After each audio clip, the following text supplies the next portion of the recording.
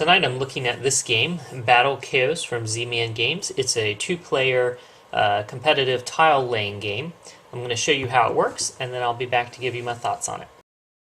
This is how a game of Batt'l Kha'os looks when it's first been set up. You'll see in the center of the table there's this tile with a tower on it. It has a little flag here. You can't see it very well with this camera, but there's a Roman numeral 2 on it. And there are soldiers around it. There's two of my purple orc soldiers in this corner, and in each of these corners there's an orange human soldier.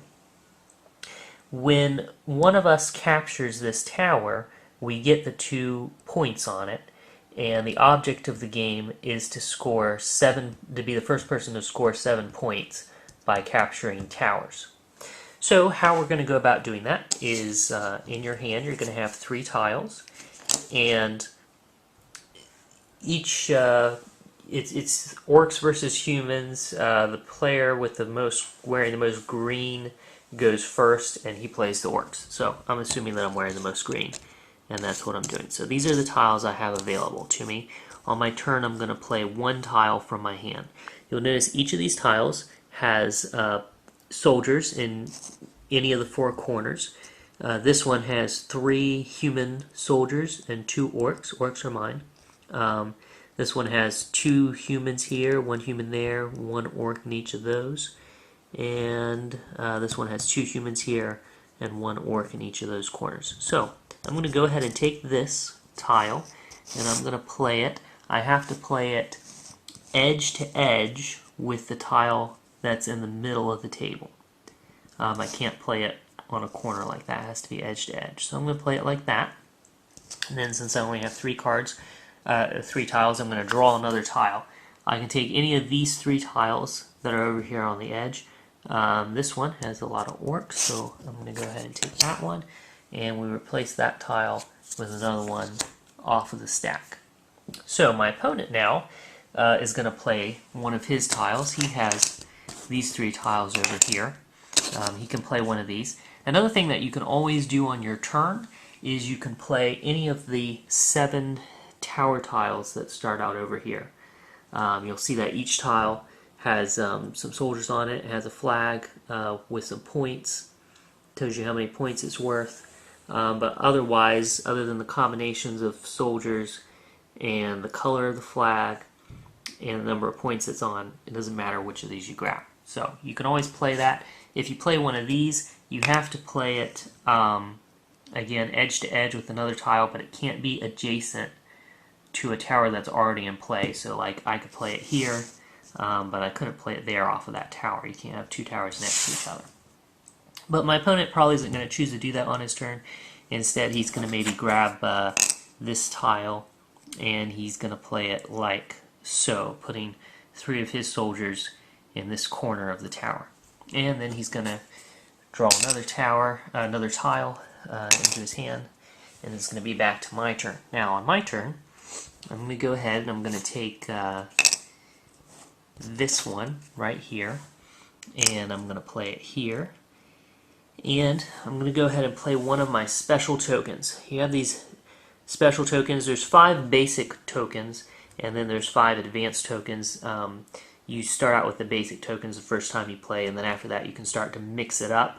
But you'll always only ever have 5 out of the 10 tokens. So I'm going to go ahead and take this drummer right here.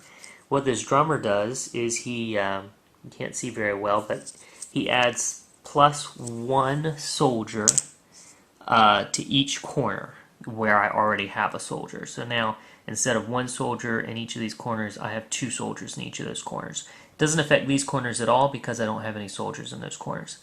I can only play this token on the tile I just played. I can't play it on one that's already been played. So now you'll notice that 1 corner of this tower is completed. We've got these 3 tiles here, complete that corner. So we figure out who controls that corner. Well, he's got 3 soldiers there. I've got 1, 2, 3, 4, 5, and that gives me 6. So I definitely control that corner. I'm going to look at this supply of banners over here and take one of my banners, put it in that corner. we're going to do that, we're going to continue to play like that. He's going to put, one here, and then I'm going to put one there, and we'll see who resolves that. Oh, he's got more than me there, so we're going to put that there, and then let's see who will go ahead and play that there. I'm going to throw this guy down there, so I'm going to control that corner, and then let's say I get to put this tile over here. Now we're matched here, so I'm going to put one of these neutral tokens there.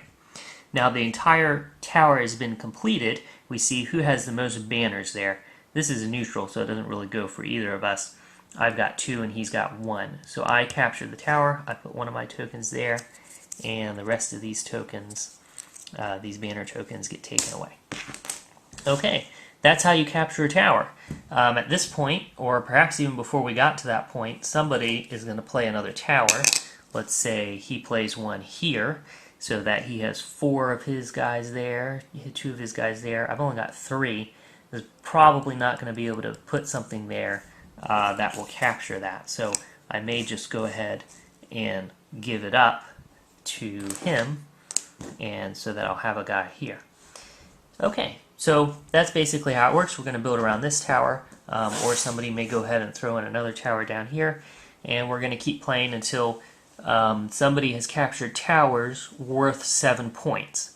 Now, if there was a tie on a tower, as to, like I controlled 2 corners and he controlled 2 corners, then the color of the flag is the tiebreaker. So this is a orange flag on this one, so that would go to him. This is a purple flag on this one, so it would go to me. And that's basically how the game works. Like I said, you have these tokens that do various things. This is like the drummer, but twice as good. This guy multiplies the number of soldiers, so like if I were to play him on here, this would be, it doubles the number of soldiers. So this would be 6 instead of 3. This guy lets me immediately play another tile. So if I played this tile, threw that down, I could immediately play another tile right there and probably capture that corner, which would be pretty sweet for me.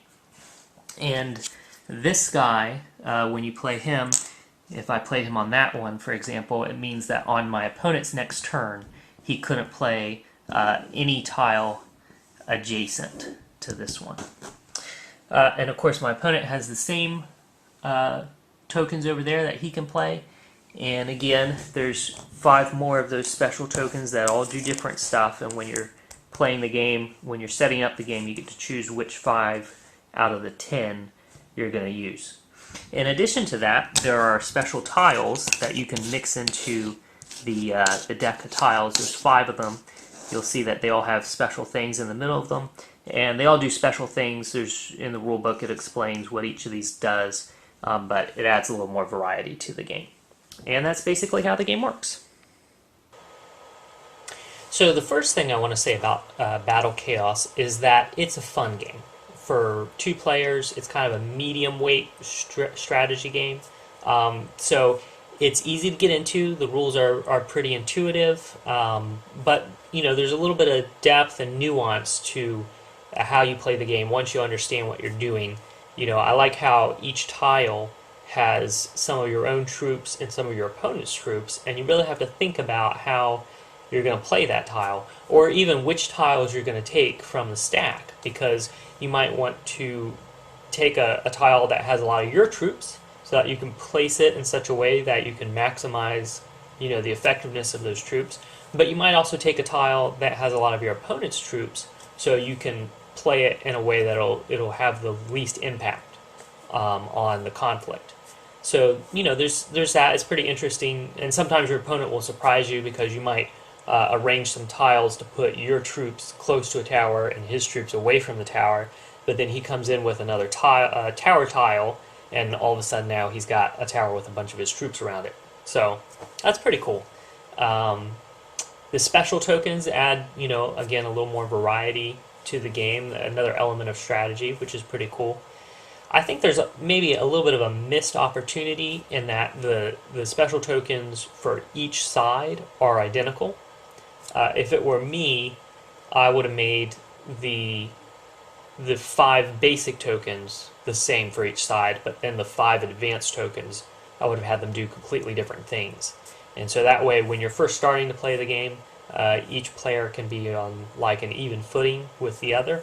But as you get more experience and you start using some of those more advanced special tokens, then the factions would kind of feel different. The humans would feel different from the orcs. So I don't think that's a big thing. That doesn't ruin the game for me or anything like that, but I just feel like that's kind of a missed opportunity on the part of the designers. I do like the art direction of the game. Everything's very clear and crisp and easily legible. It's a bit cartoony, but that's kind of fun. Visually, it reminds me a little bit of playing like one of the old Warcraft games for the PC, which is kind of a fun theme to have in a board game. So overall, I would say, if you're looking for a kind of medium weight strategy game for 2 players, it's definitely worth looking into. It's a tile laying game, so that's pretty cool. Not a lot of those out there. And yeah, that's it. That's my thoughts on Batt'l Kha'os.